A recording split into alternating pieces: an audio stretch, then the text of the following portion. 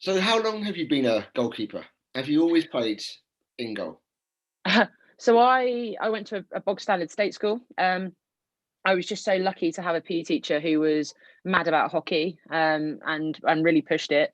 I didn't start in goal until year 8, and I didn't join a club actually till I was 17. So I just played school hockey, and that was September through to December. We were pretty much one of the only state schools in the area that played it. So we played against all the posh schools and got absolutely battered and whatever it was. And it was my year 11, year 10, year 11 GCSE year. And I essentially got told by my PE teacher that I needed to join a club to get a grade 10 at the time for my GCSE practical. So obviously got kind of coached towards a team, didn't really play. And then, yeah, picked it up when I got to about being 17. So quite a late starter from that perspective. Well, starting in goal at the age of 12, year 8 in England is about 12, 13, isn't it? Yeah. I mean, in terms of training, do you think that keepers need to specialise from a young age? Not really. No, I think I was quite lucky. I played every single sport at school that I could. Football, cricket, rugby, netball, you name it, I played everything.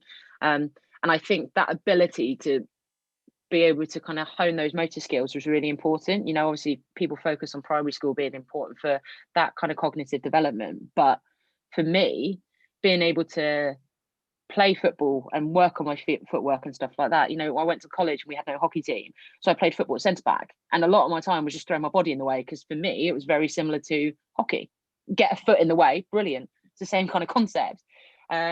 Likewise with cricket, again, it's a lot of kind of hand-eye coordination. So being able to mix it in, yes.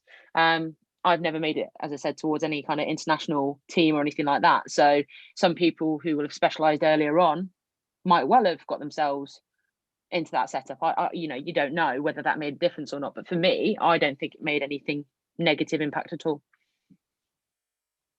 That's interesting. I've just done an interview a couple of days ago with the Uruguayan ladies hockey coach, and she was saying somewhere between 12 and 14. Yeah.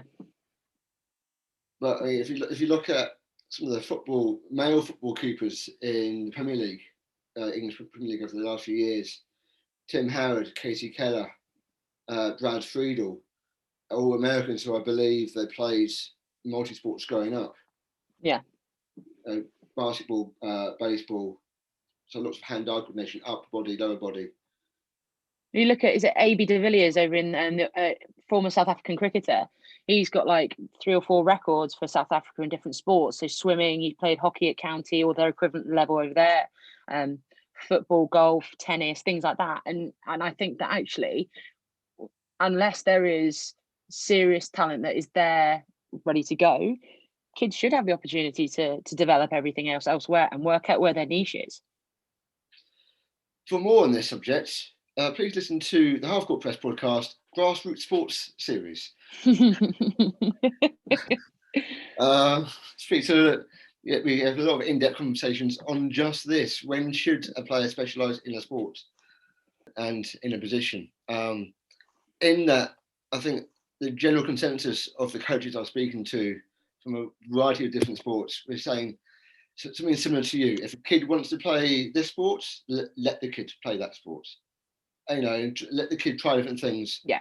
Generally up to around about 14 to 16, then perhaps start to specialise if you want to get to the elite level, is what they were saying. The asterisk to that was if you're a goalkeeper.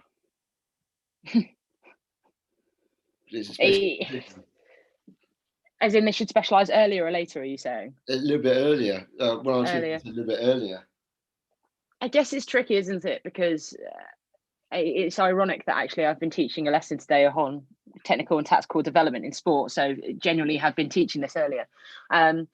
But there's so much transferable skills around there. You don't have to just say that it's just goalkeeping. It is throwing, it's catching. Okay, maybe not in hockey, but you look at football, you look at others, there's a lot of skills in there that can be honed by playing outfield, in my opinion, as well. I only ended up going in goal because I was the tallest at the time. That's literally the reason why. There was no rationale behind it. There was no theory behind it. I was the tallest girl in year 8 and they needed a goalkeeper. Off you go, put on the pad, see you later. And that was it. So there was no kind of, oh, you know, she's got fantastic kind of hip drive or hand eye or whatever. It was, oh, you're tall, off you go, and that's where it went from. For me, it was because I was the least coordinated. You didn't want me outfield. I take it as a compliment. Your skills are better suited elsewhere. I wanted to be the midfield dynamo. I didn't have the engine for that. I tapped out very early on from being midfielder.